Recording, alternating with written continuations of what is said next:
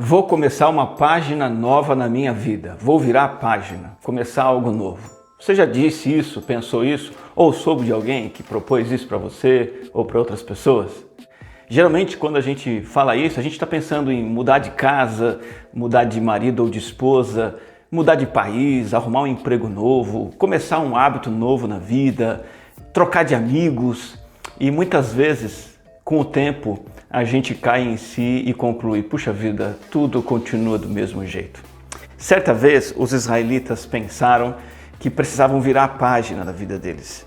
E nós vamos aprender uma lição muito importante com esse episódio que está em 1 Samuel capítulo 8.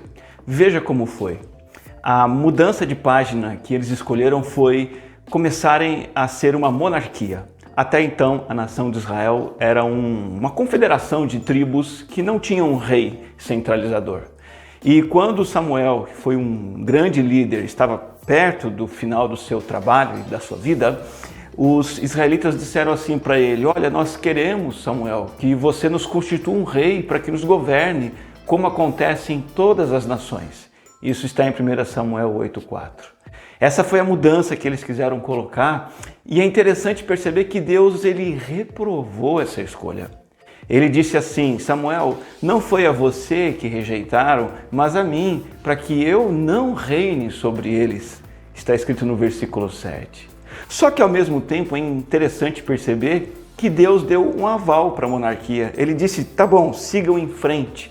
Lá no versículo 22, Deus diz assim: atenda à voz do povo, Samuel, e escolha um rei para eles.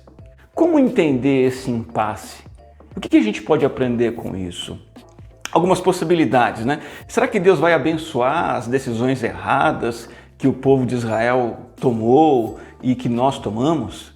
Será que mesmo assim Deus diz: olha, siga em frente que eu vou abençoar você? Ou será que Deus permitiu uma escolha errada, apesar de não ser exatamente aquilo que ele queria para o seu povo? Ou será que Deus voltou atrás e então ele se ajustou ao que o povo desejava, ele mudou para um plano B, a monarquia seria um plano B? Ou pior, será que o pessoal do teísmo aberto tem razão? O pessoal do teísmo aberto diz o seguinte: olha, tudo está sempre em aberto, a mudança é o único absoluto constante.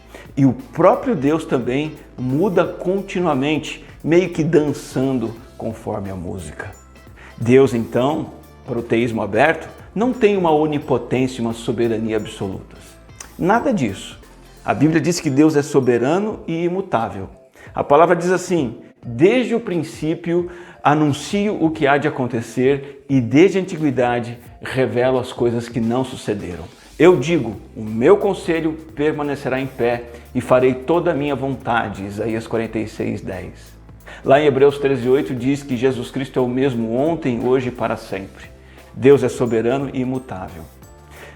Até porque a possibilidade de ter uma monarquia no meio do povo de Israel era algo que Deus estava prevendo desde quando ele escreveu a lei por meio de Moisés. Lá em Deuteronômio 17, Deus disse assim: quando vocês entrarem na terra e disserem, poremos sobre nós um rei, vocês certamente porão um rei sobre vocês, aquele que o Senhor, seu Deus, escolher. Quando se assentar no trono do seu reino, mandará escrever num livro uma cópia dessa lei. O rei terá este livro consigo e nele lerá todos os dias da sua vida, para que aprenda a temer o Senhor seu Deus, a fim de guardar todas as palavras dessa lei e esses estatutos, para os cumprir. E ele fará isso para que o seu coração não se exalte sobre os seus irmãos e não se desvie do mandamento, nem para a direita, nem para a esquerda. Assim prolongarás os dias do seu reino, ele e os filhos dele no meio de Israel. Deus queria sim que eles tivessem um rei e até deu orientações e diretrizes para isso. Tanto é que o Messias, Jesus Cristo, é o rei de Israel. Ele é o filho de Davi, o rei amado de Deus, o rei segundo o coração de Deus. Então, o próprio Deus almejava que o povo tivesse um rei. O que Deus reprovou? Não foi a monarquia em si, mas preste atenção, foi a expectativa que os israelitas colocaram na monarquia e não em Deus. O povo de Israel vivia momentos difíceis. A nação padecia nas mãos de povos inimigos. Por exemplo, os filisteus tinham derrotado os israelitas em 2 batalhas, pelo menos, e mataram vários dos seus soldados, roubaram a Arca da Aliança e levaram embora. E eles achavam que a solução era o seguinte: nós precisamos de um rei. Se a gente tiver um rei, a gente arrasa. Vamos virar a página da nossa vida, vamos mudar a página da nossa história. Isso foi, na verdade, mais uma demonstração de coração duro e rebelde contra o Senhor. Deus está mostrando que o sucesso deles e o bem-estar deles como povo não dependiam de um monarca, de uma monarquia. Dependia deles retornarem genuinamente ao temor do Senhor. Se voltarem de novo à palavra do Senhor, à fidelidade a Deus, à obediência aos mandamentos, aos estatutos de Deus.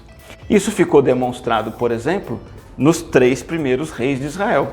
O primeiro rei, Saul, era um rei, era uma monarquia, mas o coração dele era infiel, o reino ficou arruinado. O segundo rei, o grande rei Davi, um coração fiel a Deus, o reino foi um reino próspero e unificado. Depois de Davi veio Salomão, um rei que teve um coração dividido e o reino então também acabou se dividindo. A monarquia ressalta isso. O que as pessoas, o povo de Israel precisava era de quebrantamento interno e não de ajustes externos. Temos uma grande lição aqui para a nossa vida. A solução, muitas vezes, que a gente precisa na nossa vida não é externa, não é mudança externa, mas é interna. Não é monarquia, é o arrependimento. Problema conjugal. A solução não é trocar de cônjuge, a solução é consertar o que está errado comigo. Problema com o filho, talvez na escola, de repente você pensa, não, tem que trocar de escola, ao invés de lidar com o problema e lidar com o coração do filho. Ah, a igreja, não estou gostando da igreja, estou vendo os problemas ali, o pastor está meio chato, está meio esquisito. A solução imediata parece que é ir para outra igreja, ao invés de consertar o relacionamento ou corrigir o que estiver errado. Um problema emocional, uma angústia emocional, de repente você diz assim, eu preciso de uma balada, preciso de um vício, de uma droga, de uma bebida, ao invés de tratar a alma. Problema financeiro, você logo pensa, preciso de mais dinheiro, preciso pegar um empréstimo, preciso ir ao banco, preciso de uma solução, sendo que na verdade a solução é tratar o coração e aprender a viver com aquilo que você ganha e contentar-se com o que você tem. Jesus fez uma crítica que é um pouco dura, mas é importante para nós. Lá em Mateus 23, 25 e 26, ele diz assim: ai de vocês, escribas e fariseus hipócritas, porque vocês limpam o exterior do copo e do prato, mas estes, por dentro, estão cheios de roubo e de glutonaria. Fariseu cego, limpa primeiro o interior do copo para que o seu exterior fique limpo. Muito frequentemente, a solução para os nossos problemas está em limpar o interior do copo e não fazer uma mudança externa. Não está numa mudança exterior, mas sim interior, no coração. Um verdadeiro arrependimento, uma verdadeira conversão, um retorno a Deus, voltar a levar Deus a sério. A solução não está em paliativos externos. Não adianta virar a página, se virar a página significa apenas mudanças exteriores na sua vida. Deus está esperando um arrependimento no coração. Que Deus te abençoe.